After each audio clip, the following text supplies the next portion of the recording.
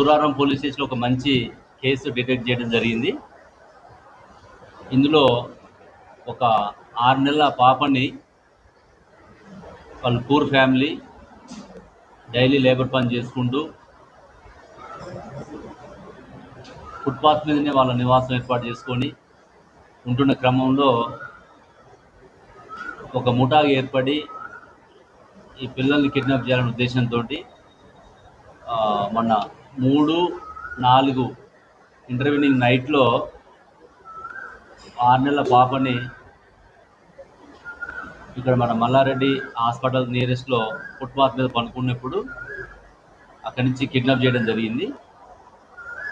ఇందులో మనకి 4వ తారీఖు తెల్లవారుజామున 2 గంటలు ఎప్పుడు మనకి ఇన్ఫర్మేషన్ వస్తుంది. నారాయణ మల్లారెడ్డి హాస్పిటల్ దగ్గర 6 నెలల పాపని కిడ్నాప్ చేశారని చెప్పేసి వాళ్ళ మదర్ నవనీత మనకు కంప్లైంట్ ఇవ్వడం జరిగింది. ఇమీడియట్గా ఆ కంప్లైంట్ అందగానే సూరారం SHO సుధీర్ సీనియర్ ఆఫీసర్కి ఇన్ఫర్మేషన్ ఇవ్వడము, SOT CCS వాళ్ళకి ఇన్ఫర్మేషన్ ఇవ్వడము, టెక్నికల్ ఎవిడెన్స్ కలెక్ట్ చేయడము, వీటన్నిటితో దాదాపు వాళ్ళు ఇక్కడి నుంచి సుమారు అత్తాపూర్ వరకు మనకి ఈ రూట్లో జీడిమెట్ల నుంచి బోయినపల్లి నుంచి ప్యారడైజు అట్లా మెహదీపట్నం అత్తాపూర్ ఆ రూట్లో ఒక రూటు, ఇంకో రూటు ఇటు సికింద్రాబాద్ మెట్పల్లి తార్నాక రూట్లో వాళ్ళు 2 నేటివ్ ఆఫ్ కర్ణాటక బీదర్ జిల్లా. ఇక్కడ జీవనోపాధి కోసం వాళ్ళు హైదరాబాద్కి వచ్చి అత్తాపూర్ రాజనగర్ ఏరియాలో ఈ క్యాటరింగ్ పని చేసుకుంటూ అక్కడ ఉంటున్న సందర్భంలో వాళ్ళ బంధువులకి పిల్లలు లేరనే ఉద్దేశంతో ఆ బాధను తొలగించాలనే ఉద్దేశంతో వాళ్ళు ఈ ప్లాన్ చేయడం జరిగింది. ఇందులో ఇన్వాల్వ్ అయినటువంటి నేరస్తులు శ్రీదేవి, 2 కార్తీక్, 3 జాన్సన్, వీళ్ళు ముగ్గురు కూడా ఉన్నారు. వీళ్ళతో పాటు 2 మైనర్స్ ఉన్నారు. వాళ్ళు 17 ఇయర్స్ ఉన్నవాటి వాళ్ళ పేర్లు కానీ వాళ్ళని మనం మీడియా ముందు చూపించలేకపోతున్నాం. దీంతోపాటు వీళ్ళ దగ్గర ఒక బైకు, క్రైమ్లో వాడినటువంటి బైకు, ఒక 5 ఫోన్లు కూడా సీజ్ చేయడం జరిగింది. వాళ్ళు ఉదయం నైట్ 9-10 గంటల ప్రాంతంలో ఒకసారి వచ్చి రెక్కీ చేసుకోవడము, వాళ్ళు ఎక్కడ పడుకుంటున్నారు ఎట్లా చేయాలనే ఉద్దేశంతో ఈ లేడీ కూడా వచ్చి చూసుకుని పోవడం జరిగింది. తర్వాత వాళ్ళకి మిగతా వాళ్ళ అసోసియేట్స్కి చెప్పడం వల్ల వాళ్ళు వచ్చేసి బైక్ మీద వచ్చేసి ఆ పాపను తీసుకొని పోవడం జరిగింది. వాళ్ళు యాక్చువల్గా వాళ్ళు బేదరికంతో ఉన్నారు ఇక్కడ ఫ్యామిలీ. వాళ్ళు 4 ఆడపిల్లలు. జీవనోపాధి కోసము వాళ్ళు పని చేసుకుంటూ డే అంతా నైటు వాళ్ళ సొంత ఇల్లు లేకపోవడం వల్ల ఆ ఫుట్పాత్ని ఆశ్రమం చేసుకొని ఉంటున్న నేపథ్యంలో వాళ్ళకి గత 2 రోజుల నుంచి కూడా ఒక మనోవేదనకు గురి చేయడం జరిగింది.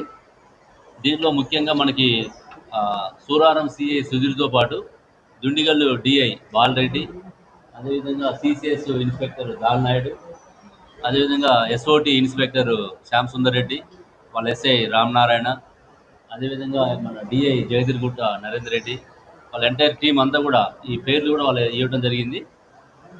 ఇందులో రాజు SI, ఇక్కడ సూరారం నుంచి రాజు SI, శివకుమార్ హెడ్ కానిస్టేబుల్, అమర్చారి, తర్వాత శంకర్ గౌడ్, అదేవిధంగా సుభాష్, అమరేందర్, నాగరాజు,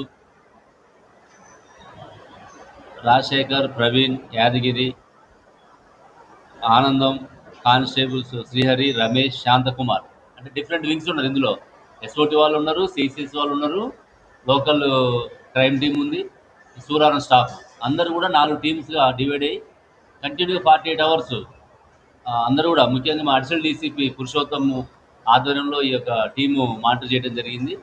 మన కుత్బుల్లాపూర్ ACP బాలగంగిరెడ్డి వారు కంటిన్యూగా దీన్ని ఫాలోఅప్ చేయడం, టైం టు టైం వచ్చిన ఫీడ్బ్యాక్ని అనలైజ్ చేసుకోవడము, ఎవరితో మాట్లాడాలి, ఏ విధంగా అప్రోచ్ కావాలి, వచ్చినటువంటి ఎవిడెన్స్ని ఏ విధంగా ఇంకా ఫర్దర్గా దాన్ని ఇంప్రూవ్ చేసుకోవాలి అనే దాంట్లో చాలా, అంటే పాపని ఏం చేయలేదు కాబట్టి మనకు కొంచెం దాని గ్రావిటీ తెలవట్లేదు. కానీ అదే పాపని ఇంకో రకంగా చేసిన, ఎందుకంటే మనం చూస్తున్న సొసైటీలో హ్యూమన్ ట్రాఫికింగ్ జరుగుతుంది, సెక్సువల్ అసాల్ట్ జరుగుతున్నది, బెగ్గింగ్ అని బెగ్గర్స్ కోసము ఆర్గనైజ్డ్ వేలో జరుగుతున్న సందర్భాలు మనం చూసిన గతంలో.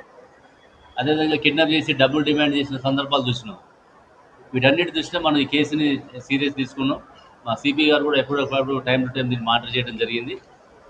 కాబట్టి ఈ 48 అవర్స్లోనే డిటెక్ట్ చేసినటువంటి ఈ టీం అందరినీ కూడా నేను ప్రత్యేకంగా అభినందిస్తూ వీళ్ళకి ప్రత్యేకంగా రివార్డ్స్ కానీ పంపించడం జరుగుతుంది. వీళ్ళని ఈరోజు కోర్టులో ప్రొడ్యూస్ చేసి ఫర్దర్గా వీళ్ళకైతే ఇప్పటివరకైతే మనకు నేర చరిత్ర ఉన్నట్టు తెలవట్లేదు. పాత కేసులు ఏం లేవు. అక్కడ ఏమన్నా కర్ణాటకలో ఉన్నాయా అనేది ఒకటి తెలుసుకోవడం జరుగుతుంది. మళ్ళొకసారి వీళ్ళని పూర్తిగా వెరిఫై చేసుకొని వీళ్ళని కోర్టు ప్రొడ్యూస్ చేయడం జరుగుతుంది. వీళ్ళు అంటే ఫస్ట్ వచ్చి రెక్కీ చేసుకుని పోయిన తర్వాత సీన్లో ఇద్దరు జెంట్స్ వచ్చేసి బైక్ మీద తీసుకొని పోయి మళ్ళీ కొంచెం దూరం పోయినాక మళ్ళీ ఆ లేడీని కలుసుకోవడం, మళ్ళీ ఆటోలు మారడం, ఇట్లా 2-3 సార్లు జరిగింది. కానీ సీన్ ఆఫ్ అఫెన్స్ ఒక బైకు ఇద్దరే డైరెక్ట్ పాల్గొనడం జరిగింది.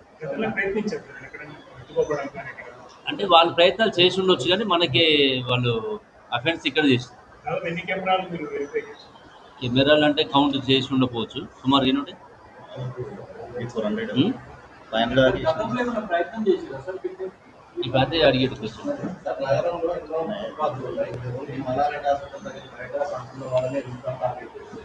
అంటే వాళ్ళకి అనుకూలంగా ఏది ఉందని చూసుకున్నారు. వాళ్ళు ఆల్రెడీ కొన్ని రెక్కీ చేసుకున్నారు కాబట్టి మన దగ్గర కూడా ముందు రోజు వచ్చి రెక్కీ చేసుకోవడం జరిగింది. దాన్ని బట్టి మిగతా దగ్గర కూడా వాళ్ళు రెక్కీ చేసి ఉండొచ్చు.